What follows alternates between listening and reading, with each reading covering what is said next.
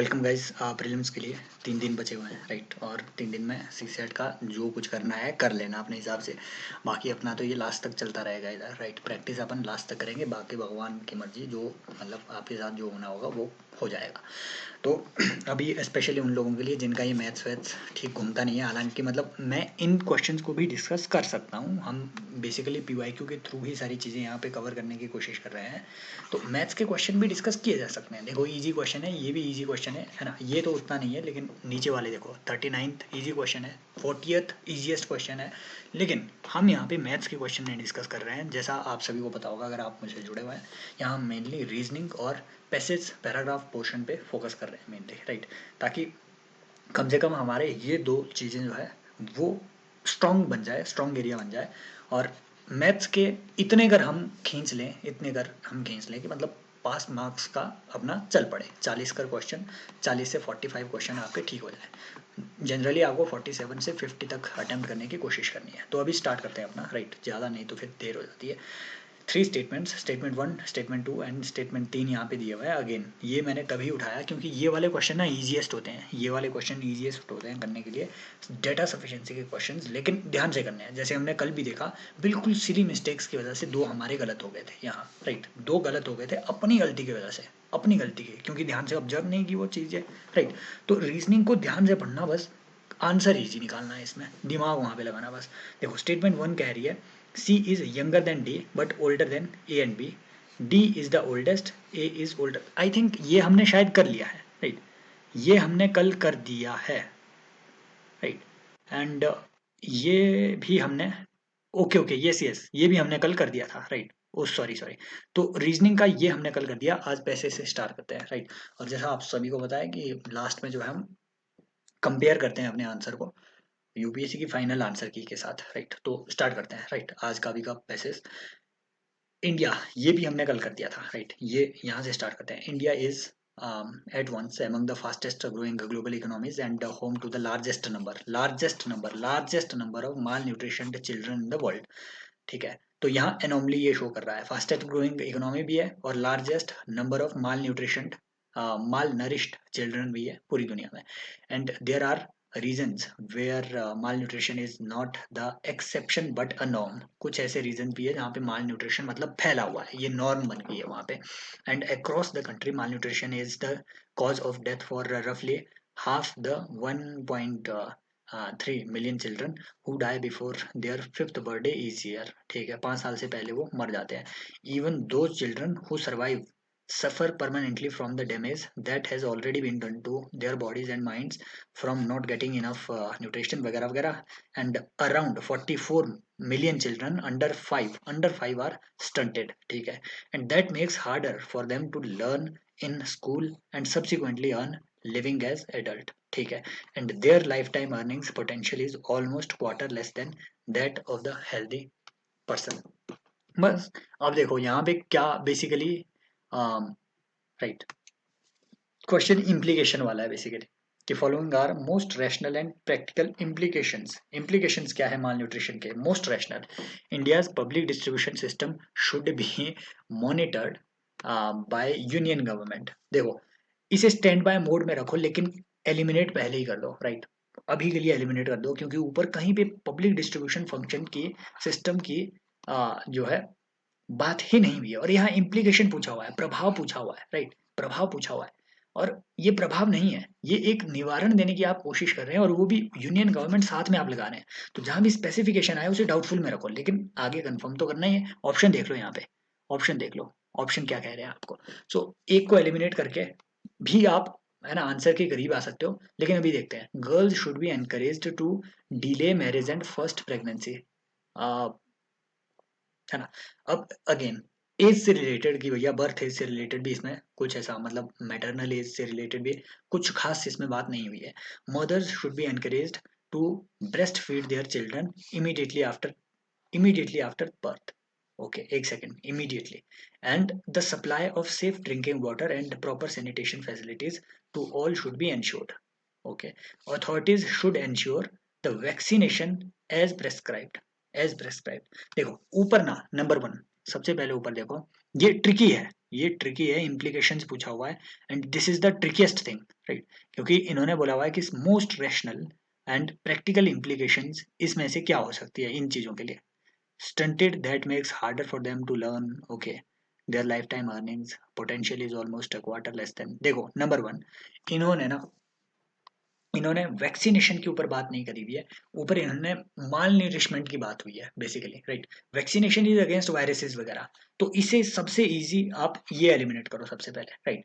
अब ये हमें बता रहा है जो हम वन एलिमिनेट करने की कोशिश कर रहे थे वो करेक्ट है ही है, राइट। अब देखो, अब आते हैं आंसर के करीब। ट्रिकी है, बहुत ट्रिकी है। अब बेसिकली इन्होंने इम्प्लीकेशन बोल के यहाँ सजेशन पूछ लिया हुआ है कि भैया क्या सजेशन आप देंगे। इम्प्लीकेशन मीन्स प्रभाव, बेसिक मतलब होता है इसका प्रभाव, लेकिन इन्होंने सजेशन दे दिया ऑप्शन में आपसे, भैया क्या आप सजेशन देंगे। तो girl should be encourage to delay marriage and first pregnancy. ठीक है, इससे भी मतलब माल न्यूट्रिशन को टैकल करने में आप इसमें जरूर इसमें मददगार ये होता है। India's public distribution should system should be monitored by union government. This seems very tricky यार, है ना। And mothers should be encouraged to breast feed their children immediately after birth. ठीक है, ये तो चलता है, तीन तो चलेगा। And the supply of safe drink, तीन और चार तो चलेगा, तो तीन और चार जहाँ होंगे वो आपके आंसर होने चाहिए। सो हम जाएंगे यहाँ पे ए के साथ, बाद में देखते हैं जरा इसका आंसर क्या है। लेकिन ये बहुत ट्रिकी है, बहुत ट्रिकी है। इम्प्लीकेशन बोल करके इन्होंने आपसे सजेशन पूछ लिया है, बहुत ट्रिकी है। अगेन, जो जो नया लर्नर है, मैंने कोई आंसर पहले नहीं देख के रखा हुआ है, हम लास्ट में यहाँ पे कंफर्म करते हैं। This is basically practice, right. This is basically practice, वो थॉट प्रोसेस हमने यहाँ पे जानना है जिसके मदद से आप जो है आंसर तक पहुंच सकते हैं, राइट। तो ये बिल्कुल ओरिजिनलिटी मेंटेन करने के लिए ये हम यहाँ पे इस तरीके से प्रैक्टिस कर रहे हैं। The pulse variety Pusa arhar 16, Pusa arhar 16 has the potential to be grown in paddy growing regions of Punjab, Haryana, and Uttar Pradesh, and eventually in all of India. And its yield will be significantly greater than those existing varieties. And because the size will be uniform, it will be amenable to mechanical harvesting।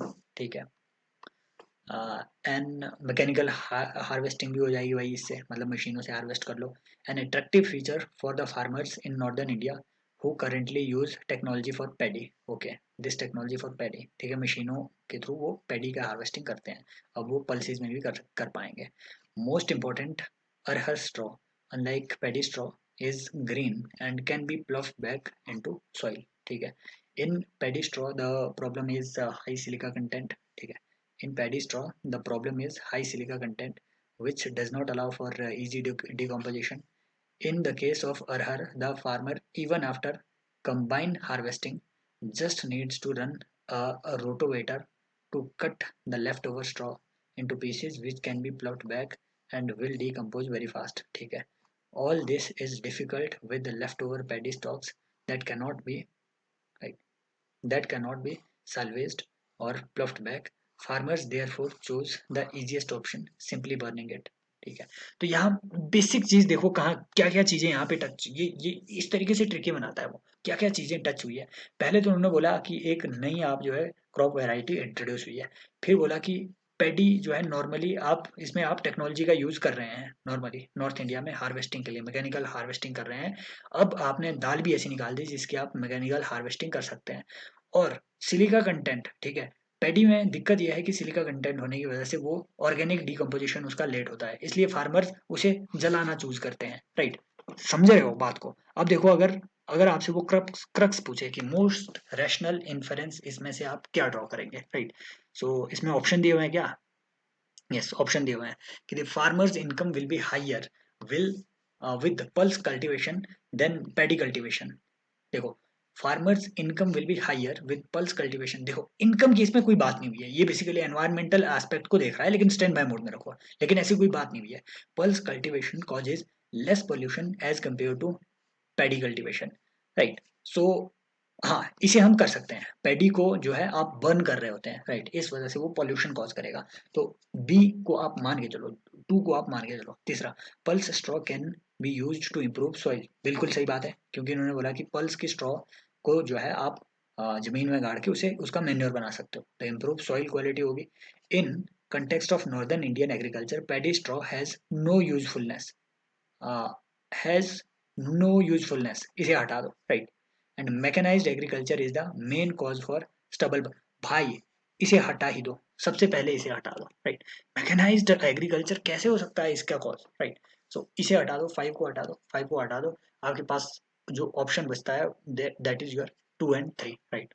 1 and 4 भी बचता है, लेकिन 4 को हमने eliminate कर दिया था कि paddy culture, paddy straw has no usefulness. नहीं भाई, भैया पैडी स्ट्रॉ को आप जो है पीएम जीवन योजना के तहत, ठीक है, अब जो है इसे आप कई चीज़ों में यूज़ कर सकते हैं, बायोफ्यूल वगैरह प्रोड्यूस करो। लेकिन ये है कि फार्मर्स के पास कुछ नहीं है, ठीक है, ऐसे कोई इंस्ट्रूमेंट नहीं है जिसका ये यूजफुल चीज़ कर बना सके, राइट। तो इसे हटा दो, राइट। जीएस का नॉलेज लगाओ, 2 and 3 should be the answer, बाकी बाद में चेक करते हैं जरा, राइट। सो नेक्स्ट आते हैं कि in India, authorities always look to store the maximum amount of water in reservoirs during the monsoon season. देखो पानी पे ना हर साल ये क्वेश्चन पूछ रहा है, which is then used for irrigation and generation of electricity during the summer months. ठीक है, and it is intentionally accepted practice that the water level of reservoir should be kept below certain level before the onset of monsoon season. ठीक है, and this is so that when monsoon rain comes, there is a space to store the excess rainwater, and also that the water can be released in a regulated manner, but the authorities store the maximum amount of water in the reservoirs even before the close of monsoon. ठीक है, and only to ensure greater electricity generation and irrigation. So ये क्या बोल रहा है कि but the authorities store maximum amount of water in reservoirs even before the close of monsoon only to ensure greater electricity generation and irrigation. So basically ये storage की practice की बात कर रहा है, right? And with reference to above passage, following assumptions have been made. Assumption वाले question again ये भी बहुत बहुत tricky होते हैं. High risk involved in holding the maximum water in reservoirs are due to over dependence on hydropower projects. Right? High risks involved in holding the maximum water. तो यार मतलब यहाँ रिस्क के ऊपर कोई ऐसी बात तो नहीं हुई थी, राइट। अभी अभी राइट, आगे आगे के ऑप्शन पढ़ते हैं कि the storage capacity of dams should not be fully used before or during the monsoon. नहीं, इसे तो सबसे पहले हटा दो, राइट। कि मतलब should not be fully used before or during monsoon, ऐसा तो मतलब ऐसी कोई बात इसमें नहीं हुई है यार कि भैया it should not be used. इन्होंने बोला कि ठीक है जितनी इसकी कैपेसिटी होती है उससे कम इसमें पानी रखा जाता है ताकि जब बाढ़ आए तो उसको स्टोर किया जा सके, राइट, और रेगुलेट किया जा सके। तो इसे तो हटा दो, मतलब फुल्ली यूज की इसमें ऐसी कोई बात नहीं हुई है कि storage capacity of dam should be fully use before और during monsoon, no. And role of dams in flood control is underestimated in India. One second, right? So have been made. ये करेक्ट पूछा है या incorrect तो नहीं पूछ दिया यार, वैलिड पूछा हुआ है। In India authorities always look to store the maximum amount of water in reservoirs during the monsoon season, ठीक है, which is then used for irrigation and generation of electricity during the summer months, ठीक है। It is an intentionally accepted practice and the water level of a reservoir should be kept below a certain level before the onset of monsoon, ठीक है। This is so that when monsoon rains come, there is space to store the excess rainwater, right, and also that water can be released and regulate in regulated manner. तो देखो देखो use तो हो रहा है यार, ठीक है, फ्लड रेगुलेशन में यूज तो हो रहा है, but the authorities store maximum amount of water in reservoirs even before the close of monsoon only to ensure greater electricity generation and irrigation. Okay, only to ensure greater, no. तो इसमें सबसे पहले eliminate ये होना चाहिए कि role of dams in flood control is underestimated in India, है ना, right. Only to ensure electricity generation and irrigation. तो आप किस लिए स्टोर कर रहे हो, बेसिकली इलेक्ट्रिसिटी जनरेशन और इरिगेशन के लिए। High risk involve in holding maximum water in reservoirs are due to over dependence on hydro power projects.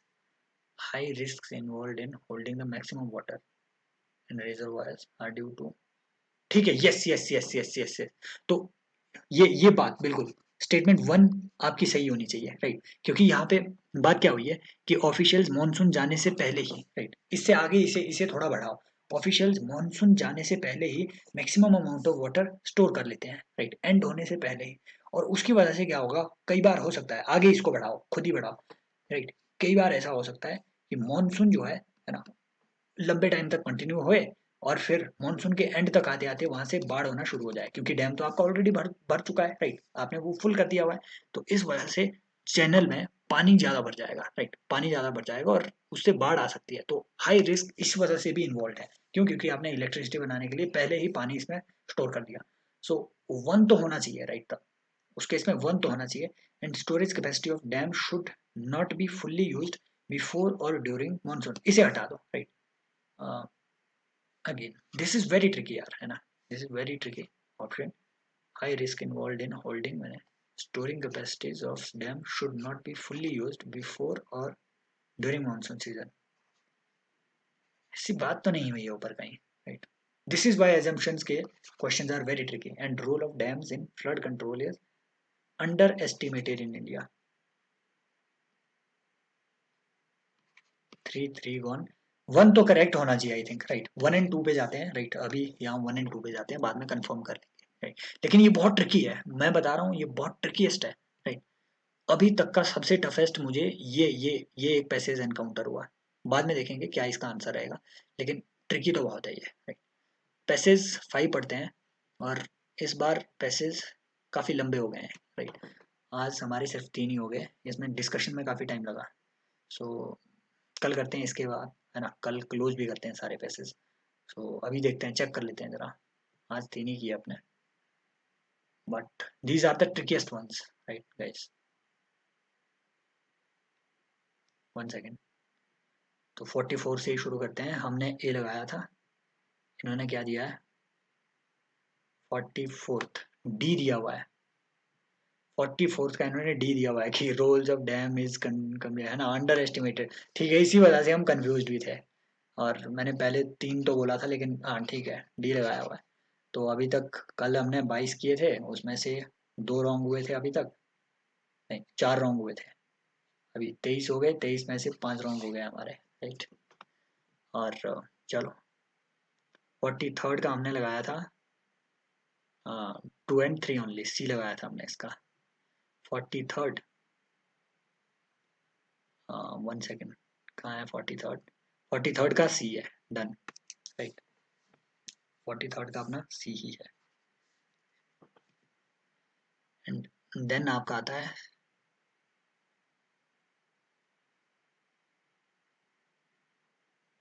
India is, ठीक है, फास्टेस्ट ग्रोइंग।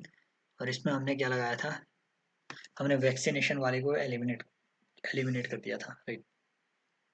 5 को तो एलिमिनेट कर दिया था हमने, और फिर हमने शायद 1 2 3 4 लगाया था, राइट, मदर्स, ठीक है। 1 2 3 4 लगाया था, हालांकि 1 भी बहुत ट्रिकी है यार इसमें, सेंट्रल गवर्नमेंट ने रेगुलेट करना चाहिए, ये वैसे नहीं होना चाहिए, 1 तो इसमें नहीं होना चाहिए। 1 नहीं होगा तो 2 3 4 5 होगा, वैक्सीनेशन की भी कोई बात नहीं हुई है। चलो देखते हैं क्या आंसर होगा, ये ही होना चाहिए इनका answer. 42nd 42nd B, 42nd is B. 2 3 4 5, देखो वही बात हुई ना, वही बात हुई। यहाँ से लर्निंग ये है कि जो मैंने सबसे पहले आपको बताया था कि ये, है ना, जहाँ पे भी स्पेसिफिकेशंस दी गई है आज के, है ना, इसमें हमने 3 क्वेश्चन किए और 3 में 2 गलत हुए, राइट। तो अभी तक हमने 26 क्वेश्चन कर लिए हुए हैं, उसमें से अपने 4 कल तक हुए थे, 6 क्वेश्चन गलत हुए हैं, राइट। तो ऑन एन एवरेज हम सही जा रहे हैं, बट यहाँ से सीखना ये है कि मोस्ट इंपॉर्टेंट लर्निंग, और ये हमेशा बात याद रखनी है जब भी वो स्पेसिफाई करके दे कि इसके द्वारा रेगुलेट होना चाहिए, राइट, तो वो आपका नॉर्मली गलत होगा। स्पेसिफाई करके दे कि ये डेवलपिंग कंट्रीज के लिए खतरा है, तो समझ लेना कि वो नॉर्मली आपके रॉन्ग होगा। फॉर एग्जांपल जैसे उन्होंने दे दिया कि water crisis is going to happen in developing countries. For example 2022 में, 2021 में उन्होंने दिया था कि the oil producing countries are one of the reason for the rise in the oil prices, है ना, वो भी उसी वजह से गलत था, क्योंकि उन्होंने स्पेसिफाई करके दिया हुआ है कि सिर्फ ये है रीजन, है ना। कि अब यहाँ देखो, यूनियन गवर्नमेंट शुड मॉनिटर, नहीं भाई, यूनियन गवर्नमेंट क्यों, ये स्टेट गवर्नमेंट भी तो हो सकती है, तभी मैंने सबसे पहले इसे डाउटफुल कैटेगरी में रखा था। बट अगेन हम ना कई बार अपनी इंट्यूशन को जो है नेग्लेक्ट कर देते हैं। कल भी हमने यही देखा था, राइट? 2 सिली मिस्टेक्स हुई थी और वो होनी नहीं चाहिए थी। तो उस तरीके से अगर लॉजिकली देखें तो हमारे 4 ही इनकरेक्ट हुए हैं, लेकिन हम उन्हें भी काउंट कर रहे हैं, उन 2 को भी, राइट? अभी तक। बट मेन बात ये है कि यहाँ से लर्निंग ये लेनी है कि जो आपके इंट्यूशन नहीं, जो एक्चुअल में ये स्पेसिफाई करके अगर कोई चीज़ दी जा रही है तो उसे हमेशा डाउट के साथ देखना है। बाकी तो मतलब जीवन है, चलता रहता है। Thank you so much, take care, सब आपके सामने है। और ये प्रैक्टिस चलती रहेगी परसों तक, राइट? परसों तक चलती रहेगी। और best wishes to all of you. Thank you so much, take care, bye bye, as always love you all.